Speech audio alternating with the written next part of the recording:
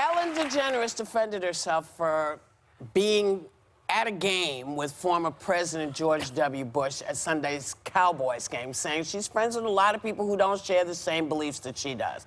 But it sparked a backlash online, including celebrities like Mark Ruffalo, who say she cannot overlook how Bush handled the Iraq War, gay rights, and Hurricane Katrina. So, what did you think when you saw them sitting next to each other? I didn't spend my Saturday tweeting out how upset I was about it. How much time we're wasting tweeting negative things about other people. We should be spending that time with our children, with our family, or heaven forbid, friends that might think differently than we do. I'm sorry, but I was upset. I don't know Ellen. Say what you will about her, but a lot of people that were tweeting don't know Ellen. So how about we get out of people's lives? Stop judging people for what they're going to do, who they're going to sit next to. What I love, and you mentioned this yesterday, we had Susan Rice on, and Susan Rice talked about having two kids that were completely opposite in their political beliefs.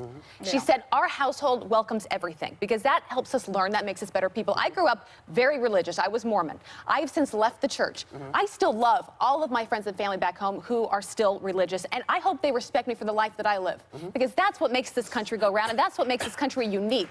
So I'm sorry if you're going to criticize Ellen for sitting next to him. She made that decision herself. Who are we to judge what she's going to do? I don't agree with that 100%, what you just said, because I always say I didn't want to get to know George W. Bush because I knew I would like him. And that I knew he would, because he seems like a likable kind of guy. Get a beer with. You know, you see him up there in Bunkport with the family. Seems to really dig him. Yeah, and they like him, and I always thought, but then, if you lost a child in Iraq, then you don't like him so much. And I don't see myself hanging out with Donald Trump any time in this lifetime. So it's not only about disagreeing with somebody, which I certainly That's your choice. understand. Yeah, That's your own choice, and this was Ellen's choice. I think well, she's entitled to her choice, but it's not just about disagreeing with somebody. Yeah. It's more than that.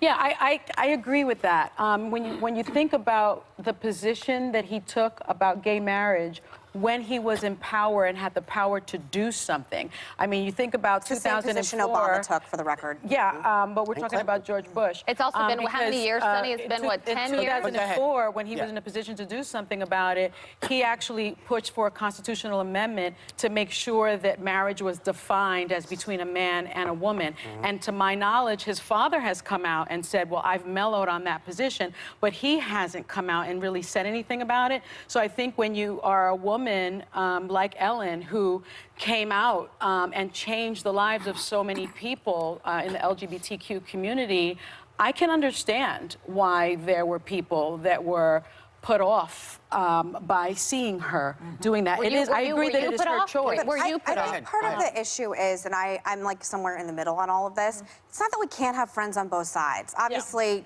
we all have that, or any normal person probably does. I don't choose who I'm friends with based on their political background. I mean, unless it's something truly radical. I mean, I would have a hard time being friends with Rand Paul or anyone associated with him. I'm just put that right there. But I will say the revisionist history, and I keep getting a big thing on the show every day because I'm not going to be here tomorrow. How are you missing tomorrow, Megan?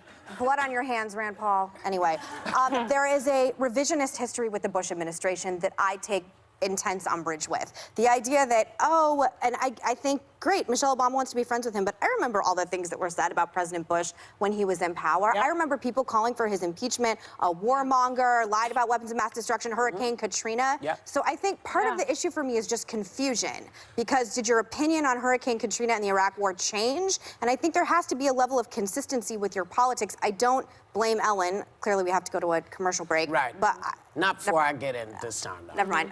No, go ahead, finish up.